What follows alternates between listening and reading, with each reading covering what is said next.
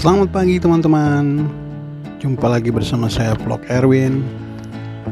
Kali ini saya ingin mengajak teman-teman untuk sama-sama kita jalan pagi dan melihat-lihat keadaan di seputaran halte Bundaran HI,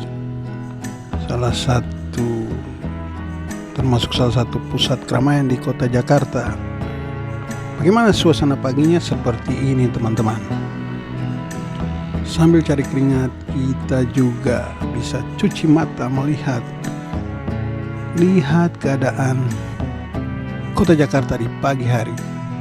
Yes, Jakarta di pagi ini.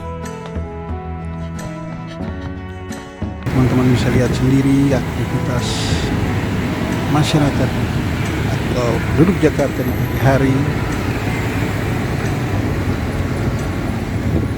Masih sangat sepi dan tidak terlalu ramai.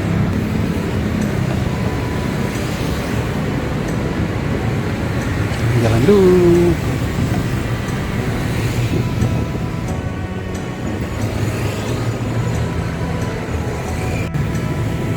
Ini ya teman-teman.